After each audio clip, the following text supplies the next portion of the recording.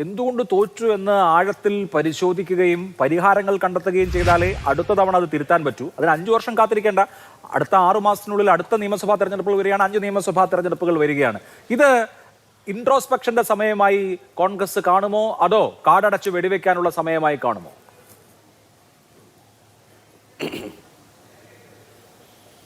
യഥാർത്ഥത്തിൽ അഭിലാഷ്, ഇന്നത്തെ ഒരു ചർച്ച ഇടയ്ക്ക് വെച്ചാണ് കേട്ടതെങ്കിലും ശ്രദ്ധിക്കുകയായിരുന്നു.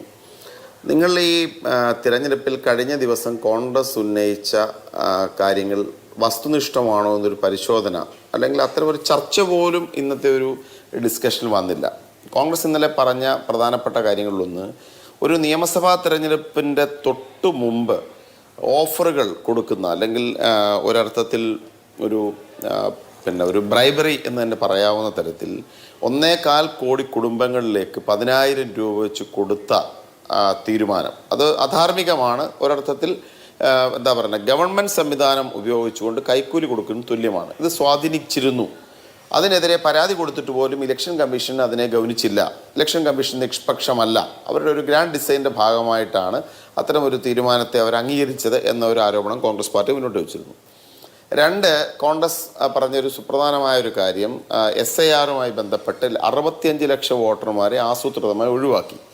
അത് ഇപ്പോൾ കേരളത്തിൽ നടന്നുകൊണ്ടിരിക്കുന്ന ഒരു പ്രോസസ്സാണ്. വളരെ സങ്കീർണമാവുന്ന തരത്തിൽ, അതായത് വോട്ടർ പട്ടികയുടെ അന്തിമ വോട്ടർ പട്ടിക പ്രസിദ്ധീകരിക്കുമ്പോഴും ഈ ഒഴിവാക്കപ്പെട്ട വോട്ടർമാരുടെ പട്ടിക പ്രസിദ്ധീകരിക്കാതെ എപ്പിക് നമ്പർ ഉപയോഗിച്ച് വേണമെങ്കിൽ, നിങ്ങൾ സുപ്രീം കോടതി കൊടുത്തൊരു പൊസിഷനാണ്, നേരിട്ട് പട്ടിക കൃത്യമായി പ്രസിദ്ധീകരിക്കാൻ സാധിക്കില്ല, എപ്പിക് നമ്പർ ഉപയോഗിച്ച് പരിശോധിച്ചാൽ ഉണ്ടോ ഇല്ലയോ എന്ന് മനസ്സിലാക്കാൻ സാധിക്കും എന്നാണ് ഇലക്ഷൻ കമ്മീഷൻ സുപ്രീം കോടതിയിൽ പറഞ്ഞത്. അപ്പോൾ ഇത്തരത്തിൽ തന്നെ ലക്ഷക്കണക്കിന് വോട്ടർമാരെ പുറത്താക്കിയെന്ന ആരോപണം നിലനിൽക്കുന്നു.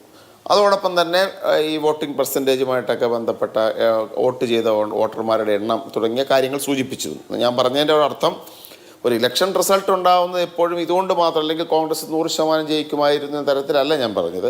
പക്ഷെ ഒരു ക്ലീൻ സ്വീപ്പ്, ഇത്തരത്തിലൊരു ഭീകരമായ ഒരു ലാൻഡ് സ്ലൈഡ് ഉണ്ടാകുന്നതിന് ഇത് അടിസ്ഥാനപരമായ കാരണങ്ങളായിട്ടുണ്ട് എന്നത് ഒരു തെരഞ്ഞെടുപ്പിലെ ഒരു പ്രധാനപ്പെട്ട ഘടകമാണ്. അതുകൊണ്ടാണ് ഇത്തരം ഒരു ലാൻഡ് സ്ലൈഡ് വിക്ടറി NDAക്ക് ഉണ്ടായത് എന്നുള്ളതാണ് ഞങ്ങൾ വിലയിരുത്തുന്നത്.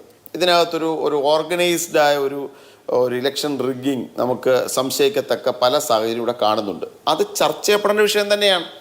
രണ്ടാമത്തതാണ് നിങ്ങൾ ഇന്നിവിടെ ചർച്ച ചെയ്യപ്പെട്ടുകൊണ്ടിരിക്കുന്ന കാസ്റ്റ് ഇക്വേഷൻസ്, മെച്ചപ്പെട്ട സോഷ്യൽ കോയിലീഷൻസ്, അല്ലെന്നുണ്ടെങ്കിൽ രാഷ്ട്രീയ പാർട്ടികളുടെ സഖ്യകക്ഷികളുമായിട്ടുള്ള ബന്ധം എന്നുള്ള കാര്യമൊക്കെ. സഖ്യകക്ഷികളായിട്ടുള്ള ബന്ധത്തിൽ ഇത് യഥാർത്ഥത്തിൽ പലപ്പോഴും നമ്മൾ സംസാരിക്കുമ്പോൾ എനിക്ക് തോന്നിയിട്ടുള്ളൊരു കാര്യമാണ്, നമ്മൾ ഈ ഭൂതകാലത്തിൽ അന്ന് അഹമ്മദ് പട്ടേൽ ഉണ്ടായിരുന്നപ്പോൾ കോൺഗ്രസ്സിന് എല്ലാം കറക്റ്റായിരുന്നു, ഇപ്പോൾ അങ്ങനെ മാറിപ്പോയി. ഇതൊക്കെ എന്തെങ്കിലും അർത്ഥമുണ്ടോ?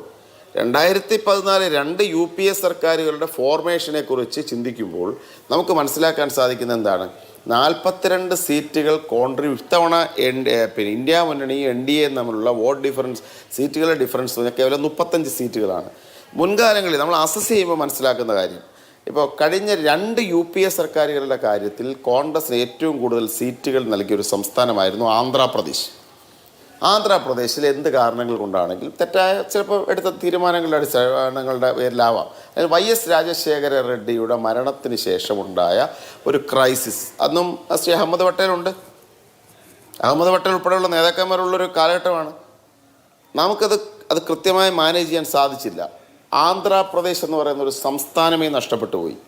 2 UPA സർക്കാരുകൾക്ക് 42 സീറ്റോളം കോൺട്രിബ്യൂട്ട് ചെയ്തൊരു സ്റ്റേറ്റ് തന്നെ ഇല്ലാതാകുന്ന തരത്തിലേക്ക് കാര്യങ്ങൾ പോയി.